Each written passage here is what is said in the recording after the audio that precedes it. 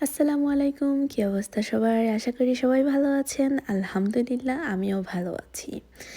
ইদানিং আমি প্রতিদিনই ভিডিও দেওয়ার চেষ্টা করছি আপনাদের সাথে লেগে থাকার জন্য। যাই হোক, অনেকে আমাকে কোয়েশ্চেন করেছে এর আগের ভিডিওতে আমার কি ইপিডুরাল দিতে হয়েছে নাকি না? আমার কি নরমাল ডেলিভারি হয়েছে নাকি না? আজকে সেসব প্রশ্নের উত্তরই আপনাদের সাথে শেয়ার করব। হ্যাঁ, আমার নরমাল ডেলিভারি হয়েছে আলহামদুলিল্লাহ। আমার ফার্স্ট বেবিও নরমাল ডেলিভারি হয়েছে এবং সেকেন্ড বেবিও নরমাল ডেলিভারি হয়েছে। আমার যখন ফার্স্ট বেবি আমি যখন জানি যে আমি প্রেগন্যান্ট, তখন থেকে আমি রেগুলার হাঁটাহাঁটি করি, ঘুরতে যাই, বিভিন্ন জায়গায় বাজার সদাই করতে যাই। হেঁটে হেঁটেই যাওয়ার চেষ্টা করি বেশিরভাগ সময়। দেখা যায় দিনে 2 ঘন্টা হাঁটা হতো বা 1 ঘন্টা তো হাঁটা হতোই, 2 ঘন্টা 3 ঘন্টা এরকমও হাঁটাহাঁটি হতো। ইভেন আমি বিভিন্ন জায়গায় ঘুরতে গিয়েছি, বিভিন্ন কাজ করেছি, ঘরের ভারী জিনিসও আমি উঠিয়েছি।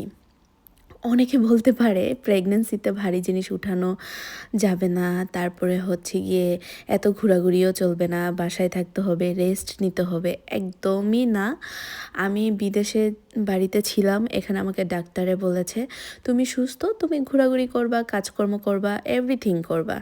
আর আমি সেসব কথাই মেনে চলেছি। আমি যে কত জায়গায় ঘুরতে গিয়েছি আমি জানি না আপনারা আমার পর্তুগালের ব্লগগুলো দেখেছেন কি না। পর্তুগালে যখন আমি ছিলাম, আমি ফার্স্ট প্রেগন্যান্সি, আমি কিন্তু পাহাড় বেয়ে বেয়ে উপরেও উঠেছি, আবার নিচেও নেমেছি। তখন আমার 7 মাস প্রেগন্যান্সি পিরিয়ড চলছিল।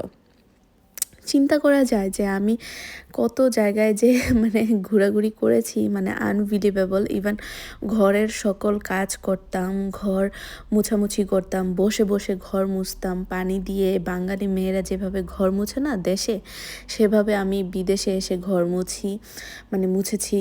তারপরে হচ্ছে ঘরের যাবতীয় সব কাজ আমি করেছি, মানে এভরিথিং করেছি এক কথায় যেটা বলে। যে কারণে আমার মনে হয় যে আমার নর্মাল ডেলিভারিটা খুবই ইজি হয়েছে। এবং সেকেন্ড প্রেগনেন্সির কথা এবার বলি। সেকেন্ড প্রেগনেন্সিতেও আমি তো কোনো রেস্ট নিতে পারিনি। আপনারা যাদের ফার্স্ট বেবি আছে তারা হোপফুলি জানে ভালো করে যে ফার্স্ট বেবি যদি ছোটো থাকে তাকে কুলে নিতে হয়, তাকে খাওয়াতে হয়, তাকে গোসল করাতে হয়, তার প্রত্যেকটা কাজ করতে হয়, ক্লিনিং আছে, তাকে নিয়ে ঘুরতে যেতে হয়, সব কিছু করতে হয়। তো আমি হচ্ছে আমার মেয়ের কোনো কমতি রাখিনি আলহামদুলিল্লাহ। সে যখন যেটা করেছে, করতে চেয়েছে, আমি তাকে দিয়ে সেটা করিয়েছি। ধরেন যে সে খেলতে যাবে বাহিরে, আমি নিয়ে গিয়েছি,